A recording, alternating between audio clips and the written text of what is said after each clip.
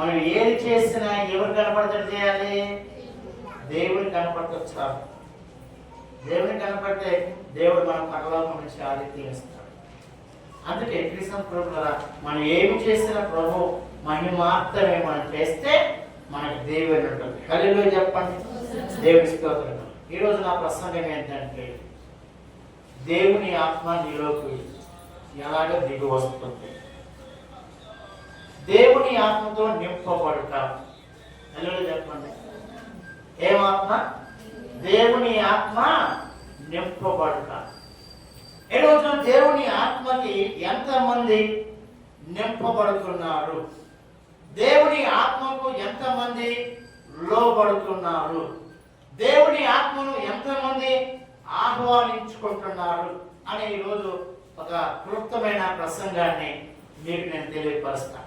దేవుని ఆత్మ మనలోకి వస్తే మనం ఏ కార్యాలు చేస్తాము అని అవుట్ లైన్ లో కొన్ని మీకు ఈరోజు ఇవ్వబోతున్నాను. దేవుని స్తోత్రం చెప్పండి. హల్లెలూయా. ఎందుకు దేవుని ఆత్మ మన మీదకి రావాలి? దేవుని ఆత్మ మనలోకి వస్తే దేవుడు మనలో ఏ కార్యాలు జరిగిస్తాడు అనే సంగతిని మనం జాగ్రత్తగా పరిశోధిస్తే ఈరోజు శ్రేష్టమైన మాట దేవుడు మనకి బయలుపరచబోతున్నాడు. హల్లెలూయా చెప్పండి. ఓకే, దేవుని వాక్యంలోకి వద్దాము. దేవుని వాక్యాన్ని మనం ఈరోజు చదువుకుందాం. అపోస్తలుల కార్యం, బైబిల్లో అందరూ కూడా బైబిల్ గ్రంథాన్ని ఒకసారి తెరిచి ఉంచుదాం.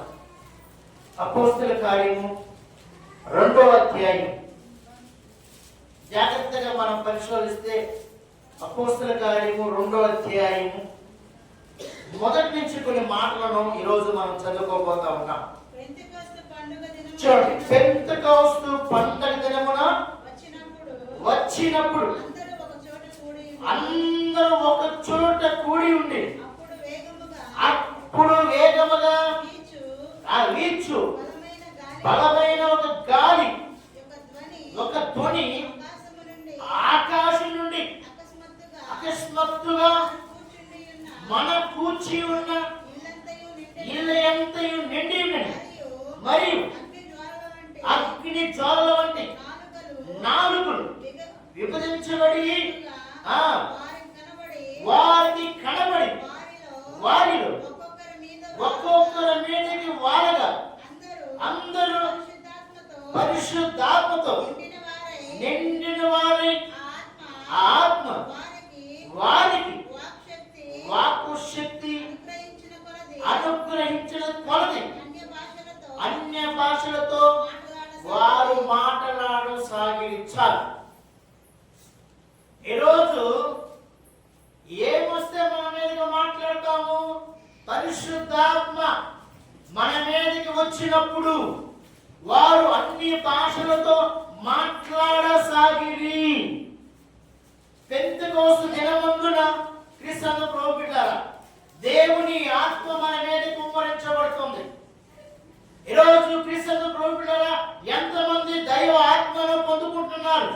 ఎంతమంది దేవుని ఆత్మ కొరకు వారు సిద్ధపడుతున్నారు?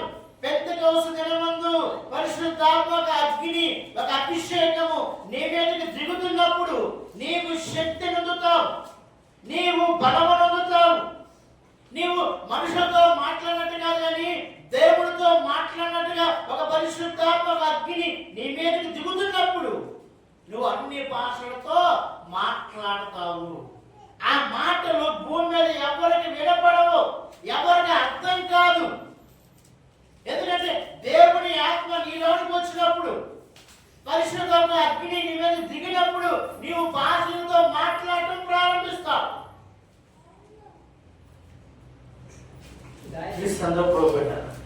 ఈ ఉదయకాల సమయంలో మనకి ఏమి కావాలంటే పరిశుద్ధాత్మ అభిషేకము మనకి కావాలి. మనుషులతో మాట్లాడినట్టు కాదు, దేవుడితో మనకి కాంటాక్ట్ ఉంటుంది, దేవుడితో మనతో మాట్లాడడానికి అవకాశం ఉంటుంది. ఆ భాషలు ఈ మనుషులకి ఎప్పటికీ అర్థం కాదు. నీవు శక్తిమంతుడు అవుతావు.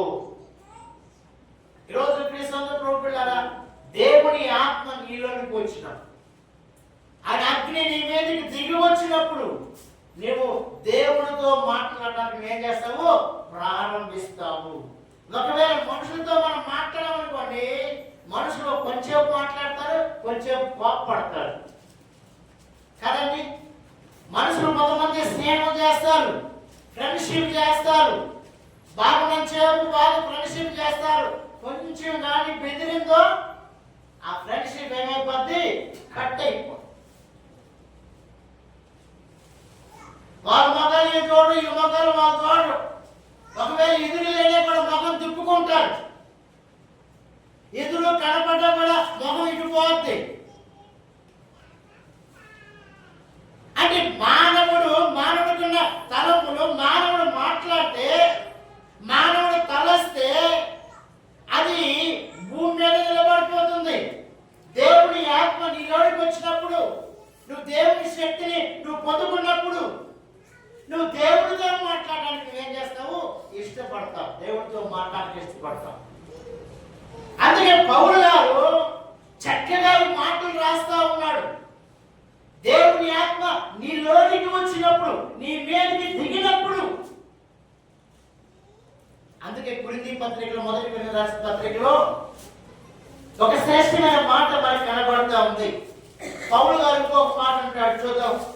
మొదటి కొరింథీ రాసిన పత్రిక 15వ అధ్యాయము 23వ వాక్యాన్ని మనం చూద్దాం. మొదటి కొరింథీ రాసిన పత్రిక 15వ అధ్యాయము 23వ వాక్యం చదువుకుందాం. పౌలు గారు శ్రేష్టమైన మాట మాట్లాడుతాం, చూద్దాం. చూడండి, ప్రతి వాడును, చూడండి ఎవరంటే ఒకరిద్దరా? ప్రతి వాడును తన వరుసలో చొప్పున బ్రతికించబడినట్లు, ప్రథమ ఫలము క్రీస్తు తర్వాత, క్రీస్తు వచ్చినప్పుడు ఆయన వారు చాలా. ప్రథమ ఫలము క్రీస్తు, ఆయన నీలోనికి, అంటే ఆయన ఆత్మ నీలోనికి వచ్చినప్పుడు. అదేంటో చెప్పండి. ఎవరాత్మ? పరిశుద్ధాత్మ వారి మీదకి దిగినప్పుడు వారు అన్ని భాషలతో మాట్లాడసాగిరి. ఇక్కడ పౌలు అన్న మాట ఏంటి? అక్కడ ఏమంటున్నాడు? ఎక్కడ ఏం కనబడుతుంది? క్రీస్తు వచ్చినప్పుడు ఆయన వారంటే ఎవరైతే ఆయన బిడ్డలుగా ఉంటారో, మారు మనసు పొంది పాపక్షమాపణతో బాప్టిజం తీసుకుంటారో, ఆయన బిడ్డలు, ఆయన వారు, ఆయన చుట్టూ వారు బ్రతికించబడతారు. ఎప్పుడు బ్రతికించబడతారు? దేవుని శక్తి నీలోనికి వచ్చినప్పుడు, నీవు అన్య భాషలతో మాట్లాడుతున్నప్పుడు నువ్వేం చేస్తావంటే నీవు బ్రతికించబడతావు. హల్లెలూయా. ఇక్కడ ఒక ఆయన ఇంగ్లీష్ ఆయన అనుకోండి, అమెరికా నుంచి ఇంగ్లీష్ ఆయన నుంచి ఇక్కడ వాక్యం చెప్తా ఉంటే మనం అందరం ఏం చేస్తాం? ఆయన నవ్వితే నవ్వుతాం, ఆయన ఏడిస్తే ఏడుస్తాం. అంతేగాని ఆయన ఎందుకు ఏడుస్తున్నాడు, ఆయన ఎందుకు నవ్వుతున్నాడు అనే సంగతి మాకు అర్థమైందా? అదేమో ఏమైపోతుంది చెప్తుంది. నవ్వగానే ఓహో ఏదో మంచి మాట చెప్పాడు, ఏడవగానే ఏదో బాధ కలిగింది. హల్లెలూయా చెప్తాను. అలాగే పరిశుద్ధాత్మ దేవుడు నీ మీదకు వాడినప్పుడు ఈ సైతం కూడా అది ఏమీ పిచ్చి పడతావు, నువ్వు శక్తిమంతుడు అవుతావు. ఆ భాష వాడికి అర్థంగా జుట్టు పెట్టుకొని గో నువ్వు శక్తిమంతుడు అయిపోతావు. ఒక బలమైన ఆత్మ నీ మీదకి దిగుతుంది. అప్పుడు నీకు భూమి మీద ఏ మనుషుడు కూడా కనబడతాడా? కనబడ. అదే కొరింథీ రాసిన పత్రిక 12వ అధ్యాయంలో ఇంకొక మాట మాట్లాడుతున్న పౌలు గారు 13వ వచనం అనుకుంటా, 12-13 చూస్తే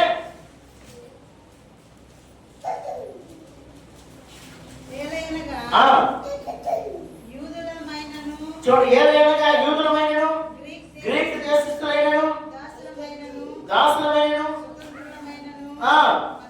మనమందరము, చాలండి, మనం ఇక్కడ ఏ కులవాళ్ళైనా ఏ మతం వాళ్ళైనా నల్లోళ్ళైనా తెల్లోళ్ళైనా రంగున్నా రంగు లేకపోయినా పిల్లలున్నా పిల్లలు కాకపోయినా పెళ్ళి అయినా పెళ్లి కాకపోయినా ఏ జాతి వారైనా పర్వాలా అల్లెల్లో చెప్తాం.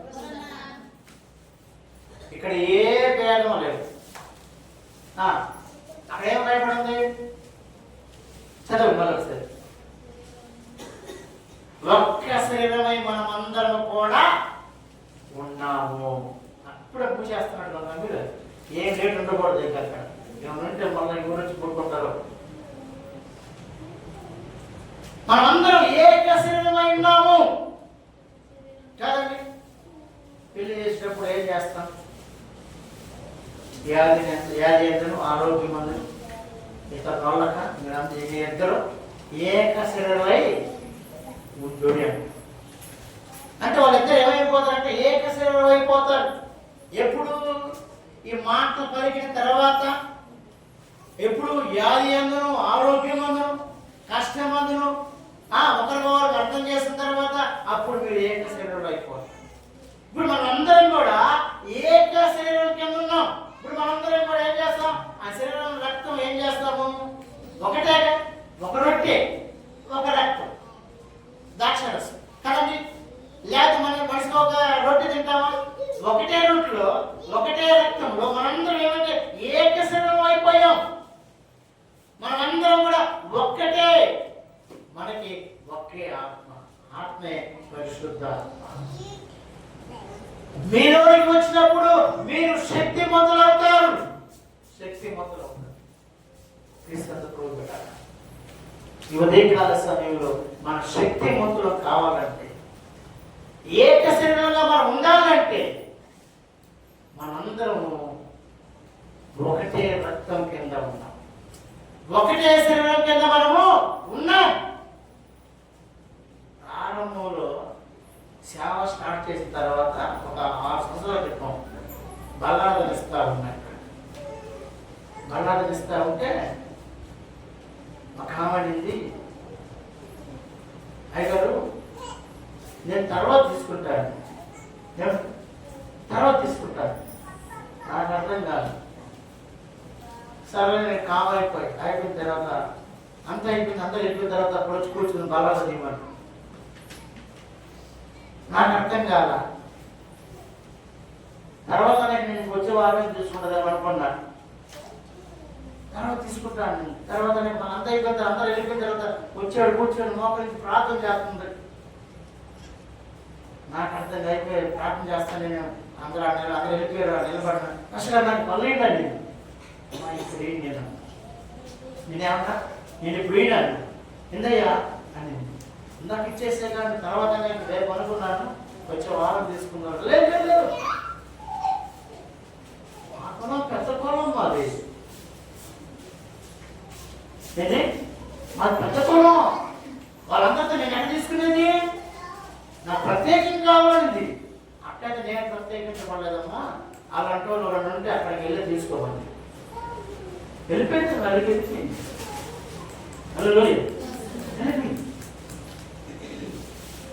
వెళ్ళిపోయిన వారం తర్వాత నాకు కబురు వచ్చింది. ఏమని వచ్చి పెద్ద కులం అనేది వెళ్ళిపోయింది. చిన్న కులం అందరూ ఎలా ఉన్నాం కదా.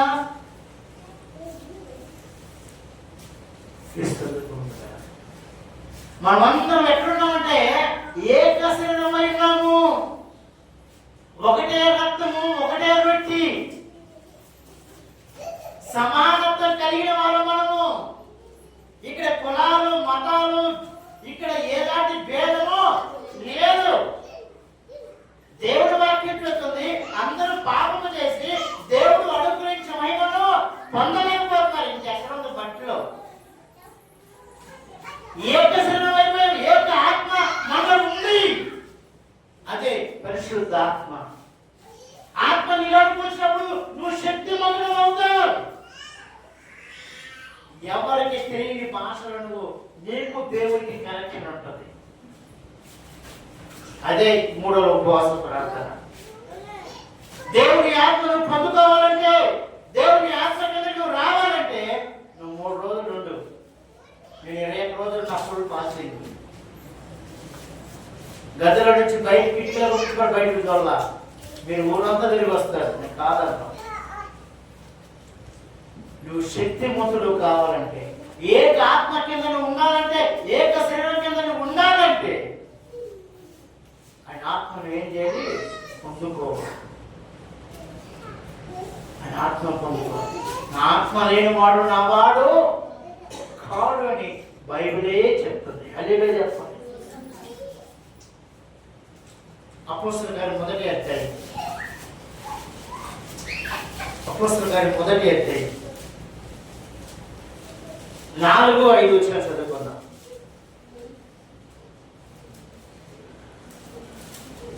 అపోస్తలుల గారి మొదటి అధ్యాయం 4-5 వచ్చిన చూడండి.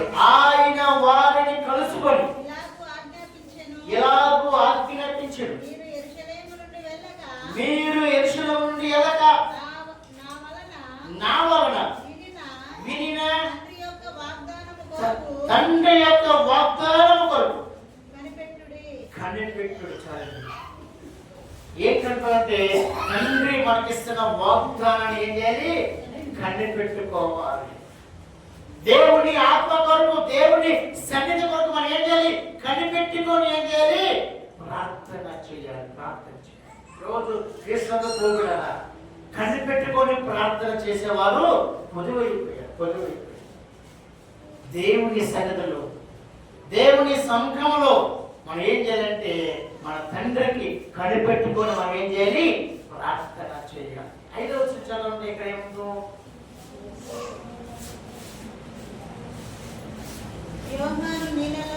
యోహాను నెలలో బాప్తిస్మం ఇచ్చినా కానీ కొద్ది దినములోగా మీరు పరిశుద్ధాత్మతో. చాలండి. యోహాను దేంట్లో ఇస్తున్నాడు? నెలలో ఇస్తున్నాడు. కొద్ది దినాల తర్వాత మీకు ఏంటంటే పరిశుద్ధాత్మలో మీరు బాప్తిస్మం పొందుతారు. క్రీస్తు ప్రభువు దేంట్లంటే యోహాను నెలలో ఇచ్చాడు, కానీ కొన్ని రోజుల తర్వాత మీరు పరిశుద్ధ. 5వ వచనం, ఒక శ్రేష్టమైన మాట నికోదేము, దేవుడు నికోదేముతో మాట్లాడుతున్న మాటను 3వ అధ్యాయం 5వ వచనం చూడు. అందుకు ఇట్లా నేను ఒక నీటి మూలముగాను ఆత్మ మూలముగాను జన్మించితేనే కానీ దేవుని రాజ్యములోకి నీవు ప్రవేశించలేవని నిశ్చయముగా చెప్పుచున్నా. ఎట్లంట? ఒక నీటితోనూ పరిశుద్ధ ఆత్మతోనూ వారు బాప్తిస్మం పొందుకోవాలి. అట్టి వారైతేనే ఆయన రాజ్యానికి త్రాగుతారు. క్రీస్తు ప్రభువులారా, ఏ ఆత్మ మనకు కావాలంటే పరిశుద్ధాత్మ మనకు కావాలి. నీటితో, దేవుని ఆత్మతో. దేవుని ఆత్మ అనేది మనుషులకి కనపడదు. దేవుని ఆత్మ అనేది నీకు దేవునికి మాత్రమే కనెక్షన్ ఉంటుంది. అందుకే పౌలు ఒక మాట అంటాడు, పౌలు గారు అంటాడు మాట రోమపత్రికలో, ఒక శ్రేష్టమైన మాట మనకు కనబడతాం. రోమపత్రికలో మనం చూస్తే 8వ అధ్యాయము రోమపత్రిక 9వ వాక్యంలో ఒక మాట, ఒక శ్రేష్టమైన మాట మనకు కనబడు. రోమపత్రిక 8వ అధ్యాయము 9వ వచనం మనం చూస్తే, ఇక్కడ యోహాను చూస్తే మనకి నికోదేము ఒక శ్రేష్టమైన మాట చెప్పాడు. ఇక్కడ రోమపత్రిక 8వ అధ్యాయం 9వ వచనం చూస్తే ఇంకొక మాట మనకు కనబడతా ఉంది. చూడండి, దేవుని ఆత్మ అప్పో ఏదంటే దేవుని ఆత్మ నీలో నివసించిన ఎడల మీరు ఆత్మ భావము కలవారై గాని శరీర స్వభావము కలిగిన వారు. ఏముంటే మనలో దేవుని ఆత్మ మనలో ఉంటే శరీర సముద్రం మనం కావంట, ఆత్మ సముద్రం అయిపోతుంది. అందుకే వాక్యం ఏముంది? నన్ను ఆరాధించేవారు ఆత్మతోనూ సత్యముతోనూ ఆరాధించాలి. దేవుని ఆత్మ మనలోనికి వస్తే మన శరీరంగా మనం ఆలోచన చేయమంట, శరీర సంబంధంగా మనము ఉండమంట. ఎందుకంటే దేవుని ఆత్మ మనలోనికి వచ్చిన. అందుకే ఇక్కడ మన యోహాను ఏం చూసాము? ఒక నీటితోనూ పరిశుద్ధ ఆత్మతోనూ వారికి బాప్తిస్మం ఇస్తున్నాడు. క్రీస్తు ప్రభువులారా, ఈ ఉదయకాల సమయంలో దేవుడి వాక్యాన్ని మనం వింటున్న మన జీవితాల్లో కూడా మనకి ఏం కావాలంటే దేవుని ఆత్మతో మనం ఏం చేయాలి? నింపబడాలి. దేవుని ఆత్మతో నింపబడ్డ వారు శరీర సంబంధులు కారు. వారు మారిపోతారు. వాళ్ళ మనసులో జీవితాలు మారిపోతాయి. శరీర సంబంధులు వారి శరీరంగా జీవించలేరు. దేవునికి వారికి మాత్రమే కనెక్షన్ కనబడతారు. ఈరోజు క్రీస్తు ప్రభువులారా, మనం దేవుని సంబంధులుగా ఉండాలనుకుంటున్నామా? అంటే నాకు వచ్చినాయి ఆయన శరీర సంబంధిగా నేను ఉంటాను, ఏదో పారమాటిగా వస్తాను పోతాను, నాకు అది చాలు అని కొన్నిసార్లు మనం ఏం చేస్తామంటే మనమే ఆ గీతను గీసుకొని మనం ముందుకు వెళ్తా ఉంటాం. దేవుని వాక్యం చెప్తుంది, దేవుని ఆత్మ నీలోకి వస్తే నీలో ఉన్న ప్రతి విధమైన బలహీనత కొట్టివేయబడుతుంది. దేవుని ఆత్మ నీలోకి వస్తే నువ్వు సత్యముల నుంచి సర్వసత్యంలోనికి వెళ్ళిపోతావు. మనకి సత్యం కావాలా? సర్వసత్యం కావాలా? ఇక్కడున్న సత్యం కాదు నేను చెప్పేది. హల్లెలూయా. సత్యములోంచి మనం కదా సర్వసత్యములోనికి వెళ్ళాలి. ఆ సర్వసత్యంలో అక్కడ ఎవరుంటారంటే ఆత్మ సంబంధులు ఉంటారు. ఎవరు? ఆత్మ సంబంధులు ఉంటారు. అక్కడ శరీర సంబంధులు అక్కడ ఉండరు. అందుకే పౌలు గారు అంటారు ఇంకో మాట, ఎఫెసీ పత్రిక 1వ అధ్యాయం మనకు వస్తే ఒక శ్రేష్టమైన మాట మనకు కనబడతా ఉంది. ఆ మాటను కూడా చదువుకుందాం. ఎఫెసీ పత్రిక 1వ అధ్యాయం 13వ వాక్యాన్ని మనం చదువుకోబోతా ఉన్నాం. ఎఫెసీ పత్రిక 1వ అధ్యాయం 13వ వచనం చదువుకుందాం. ఒక శ్రేష్టమైన మాట మనకు కనబడతా ఉంది. చూడండి, మీరును ఏదంటే మీరును సత్యవాక్యమును అనగా సత్యవాక్యమైన రక్షణ సువార్తను విని క్రీస్తునందు విశ్వాసముంచి వాగ్దానము చేయబడిన ఏంటంటే ఆత్మ చేత. చాలండి. ఇప్పుడు మన దేని గురించి చెప్తున్నాను మీకు నేను? పరిశుద్ధాత్మ. మనం దేనితో ముద్రించబడాలంట? ఆత్మతో. ఆత్మ ఏంటి? ఆత్మ ఎలా వస్తుంది మనకి? ఆత్మ పొందుకోవాలంటే మనం ఏం చేయాలి? మనం మొదటిగా ఏం చదువుకున్నాము? పరిశుద్ధాత్మ నీళ్ళకి వచ్చినప్పుడు మీరు ఆత్మ సముద్రులైపోతారు. ఆత్మ మీరు నివసిస్తుంది. అప్పుడు పాతే గతించిపోతే నూతన పరచబడుతుంది. ఇప్పుడు మనం ఎవరి సంబంధం అంటే ఆత్మ సంబంధము. దేవుని ఆత్మ సంబంధం అయిపోవాలి. దేవుని ఆత్మ కొరకు మనం ఎదురు చూడాలి. దేవుని ఆత్మ పొందుకోవడానికి మన దేవుని కొరకు ఎదురు చూసినప్పుడు ఆయన అగ్ని, ఒక బలమైన ఒక అగ్ని మన మీదకి వస్తుంది. అప్పుడు మనం భూ సంబంధమైన వ్యక్తులుగా మనం ఉండలేం, పర సంబంధమైన వ్యక్తులుగా మనం ఉంటాం. పర సంబంధమైన వ్యక్తులు ఏం చేస్తారు? లోకస్వార్త 3వ అధ్యాయం 16వ వచనం చదువుకుందాం. లోకస్వార్త 3వ అధ్యాయం 16వ వచనం. ఒక శ్రేష్టమైన మాట కనబడుతుంది. చూడండి, యోహాను ఎవరన్నా మాట యోహాను అన్నాడు, నేను నీళ్ళలో మీకు బాప్తిస్మం ఇస్తున్నానే కానీ అయితే నాకంటే శక్తిమంతుడు ఒకడు వచ్చుచున్నాడు, ఆయన చెప్పులు వారును ఇప్పుటకు నేను పాత్రను కాదు, ఆయన పరిశుద్ధాత్మతోను అగ్నితోను. చాలండి. చూడండి, నా వెనక వస్తున్నాడు ఒక ఆయన చెప్పులు ఇప్పటానికి కూడా యోగ్యుని కాను. యోగ్యుని కాను. నేను ఇప్పుడు నేలతోనే బాప్తిస్మం ఇస్తున్నా కానీ నా వెనక వచ్చేవాడు ఆత్మతో, పరిశుద్ధాత్మ అభిషేకంతో ఆయన ఇస్తున్నాడు. క్రీస్తు ప్రభువులారా, వెనక వస్తుంది ఎవరంటే నీవు నేను ఆరాధిస్తున్నా మన దేవుడు. అందుకే ఒక ఆయన ఏం చేశాడు? యోహాను ఏం చేస్తాడు? బాప్తిస్మం ఇస్తున్నాడు. ఎవరైనా యోహాను బాప్తిస్మం ఇస్తున్నాడు. అప్పుడు ఎవరు ప్రత్యక్షమయ్యాడు? యేసు ప్రభు. బాప్తిస్మం ఇస్తా ఉంటే యేసు ప్రభువు ఏమన్నాడు? అయ్యా నాకు కూడా బాప్తిస్మం ఇవ్వమన్నాడు. బాప్తిస్మం ఇవ్వమన్నాడు. వెళ్ళాడు నదిలోకి వెళ్ళి బాప్తిస్మం తీసుకుని ఒడ్డు మీదకి వచ్చాడు. ఒడ్డు మీద రానికి ఆయన మీదకి ఏమొచ్చింది? పరిశుద్ధాత్మ పాముల వలె ఆయన మీదకి చెప్పండి. ఏమొచ్చింది ఆయన మీదకి? పరిశుద్ధాత్మ అభిషేకం. పరిశుద్ధాత్మ పాముల వలె ఆయన మీదకి దిగి వచ్చింది. మనకి ఏం కావాలంటే ఒక పరిశుద్ధాత్మ అభిషేకం కావాలి. పరిశుద్ధాత్మ తాకి మనకు కావాలి. పరిశుద్ధాత్మలో మనం లీనమైపోవాలి. మనుషులు కలిస్తే మనుషులు లీనమైపోతాం కొన్నిసార్లు.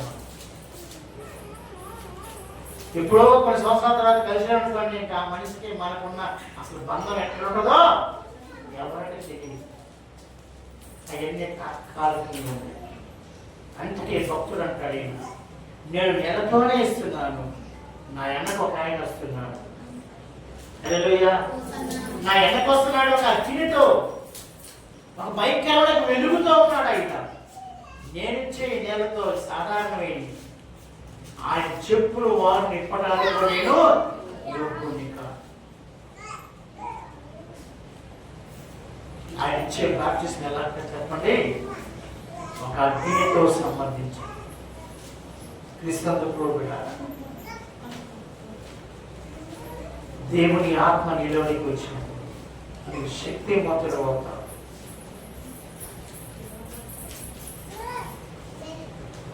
శక్తిమంతుడు అవుతావు.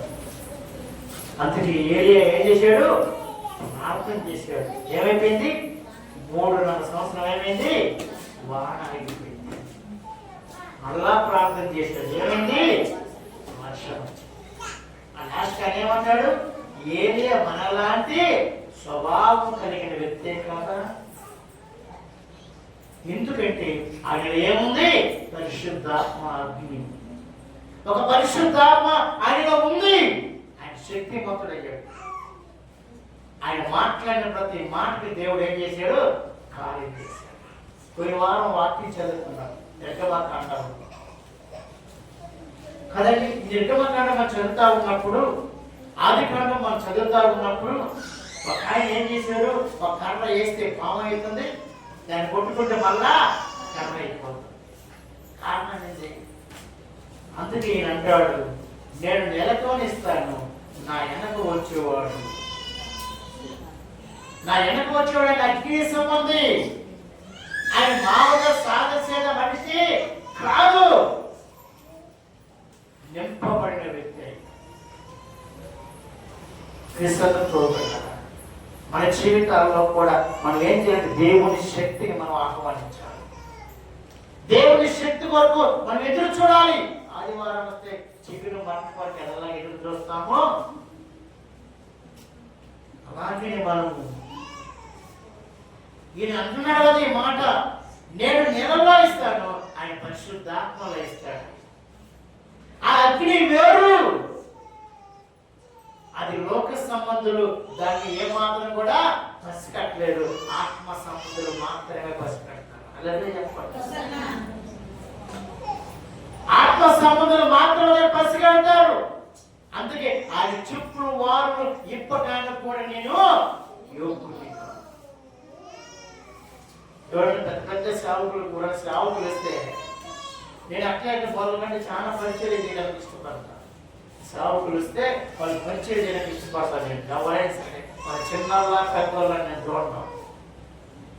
ఏదో ఒకటి పరిచయం చేయాలి, నీళ్ళు వేయాలి, అన్నం పెట్టాలి, ఏదో సాంబార్ వేయాలి, ఏదో కూర వాళ్ళకి వేయాలి, వడ్డించాలి అని నాకు ఎక్కడ కూడా ఒక తప్పని నాకు జీవితం. ఎందుకంటే మనం పరిచయం చేసే వాళ్ళు ఉండాలి. ఆత్మ సంబంధులకు, ఆత్మతో నింపబడ్డ వారికి, పరిశుద్ధాత్మ ఒక అభిషేకంతో నింపబడ్డ వారికి మనం ఏదో ఒక పని మనం చేయాలి. ఏదో ఒకటి మనం పారిభాగస్వరంగా ఉండాలి. ఈయన అంటాడు, నేను నెలతోనే ఇస్తాను, నా వెనక వచ్చేవాడు అతి పరిశుద్ధుడు.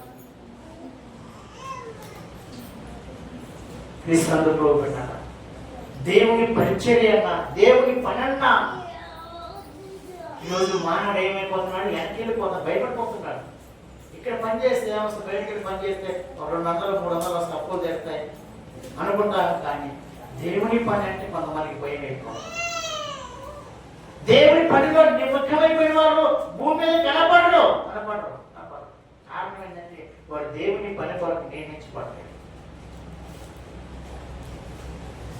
క్రీస్తు ప్రభువుల అదే ఎఫెసీ పత్రిక 4వ అధ్యాయంలో మరొక మాట రాయబడింది. ఎఫెసీ పత్రిక 4వ అధ్యాయం 30వ వచనాన్ని మనం చదివితే ఒక శ్రేష్టమైన మాట మనకు కనబడతా ఉంది. దేవుని పరిశుద్ధాత్మను దుఃఖపరచకుడి విమోచన దినము వరకు ఆయన యందు మీరు ముద్రింపబడి ఉన్నారు. దేని దుఃఖపరచబడదట? మనము దేవుడిచ్చు పరిశుద్ధ ఆత్మను మనం ఏం చేయబడదట? దుఃఖపరచకూడదు. ఈరోజు చాలా మంది పరిశుద్ధాత్మని ఏం చేస్తారంటే దుఃఖ పెడతారు. దుఃఖ పెట్టడం అంటే ఏంటి? ఎగటాలు చేస్తారు కొంతమంది.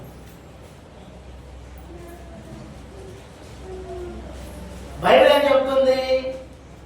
ఏం చేయకూడదంటే మనము దుఃఖ పెట్టకూడదు, బాధ పెట్టకూడదు.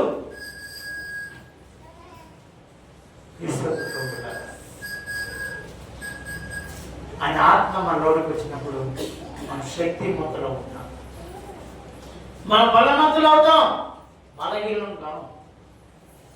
ఏలియాకు దేవుని ఆత్మ వచ్చింది. దేవుని ఆత్మతో ఆయన మాట్లాడాడు. 3.5 సంవత్సరం ఏమైపోయింది? వర్షం ఆగిపోయింది, కరువు వచ్చేసింది.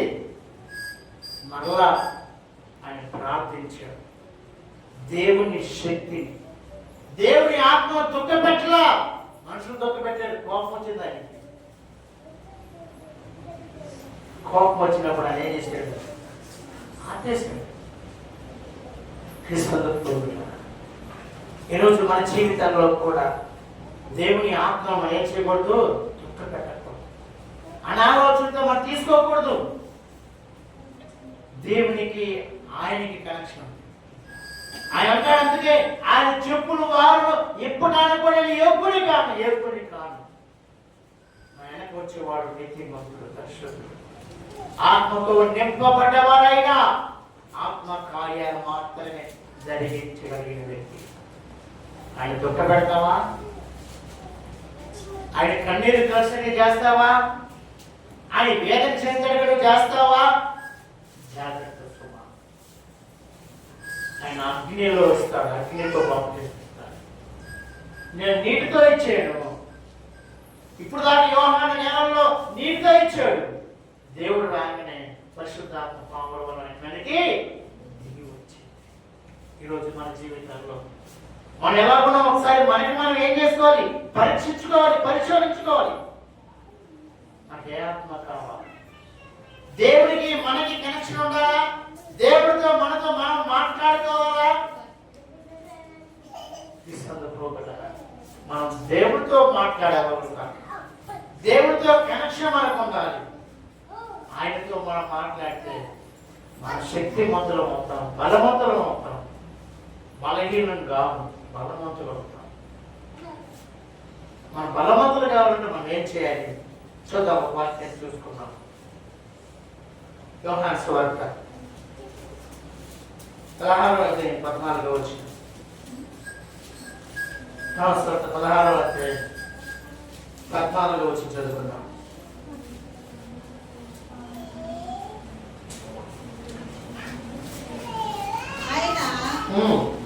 నా వాటిలోనివి తీసుకొని మీరు తెలియజేయను కనుక మీరు నన్ను మహిమపరచుదురు. ఇక్కడ ఏమో కనపడింది? ఎక్కడి నుంచి తీసుకున్నా? ఆయన వాటిలో నుండి తీసుకున్న మనము ఆయన్ని మనం ఏం చేస్తా? మహిమపరచాలి. ఈరోజు క్రీస్తు ప్రభువులారా, మనము ఆయన మేలు గొర్రెలం. ఆయన మనల్ని స్వరమెత్తి పిలిచాడు. అందుకే మనం అందరం ఏం చేయాలి? ఆయన్ని మనం ఏం చేయాలి? మహిమపరచాలి.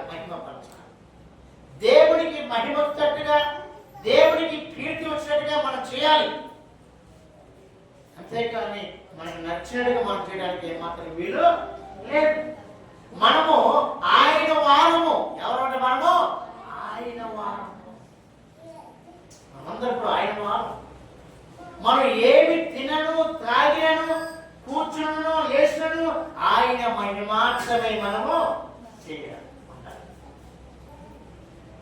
అందుకే అన్నాడు కదా, నేను నేలతో ఇస్తాను, ఆయన పరిశుద్ధాత్మ అగ్నితో పంపిస్తాను. క్రీస్తుకు బిడ్డలారా, ఆయన అగ్నితో ఇస్తాడు. అందుకే అగ్నితో మనం ఏమాత్రం కూడా ఆటలు ఆడటం ఉండకూడదు. అగ్ని అనగా దేవుడికి మనకి కనెక్షన్. మీరు శక్తివంతులు అవుతారు, దేవుడికి మీకు కనెక్షన్ ఉంటుంది. మీరు దేవుని సంబంధాలు అవుతారు. లోకంలో ఉన్న వ్యక్తులకి మీకు సంబంధము తెగిపోతుంది. ఎవరితో ఉన్నప్పుడు? దేవుడితో ఉన్నాం. దేవుని ప్రజలు అయిపోతాం, దేవుని చొత్తు అయిపోతాం. ఇప్పుడు మనం ఎవరితో ఉండడానికి ఇష్టపడతాం? దేవుడితో ఉండడానికి ఇష్టపడతామా, లేకపోతే మనుషులతో ఉండడానికి ఇష్టపడతామా? ఒకసారి ఈ మధ్యకాలం మనకు మనం ఏం చేయాలి? పరీక్షించుకోవాలి. ఒకవేళ దేవుని సంబంధం అయితే దేవునికి మనకు కనెక్షన్ ఉండాలి. మనుషుల సంబంధం అయితే ఎప్పుడు మనం వీధుల్లోనే తిరుగుతున్నాం. హల్లెలూయా. వీధుల్లోనే ఉంటారు.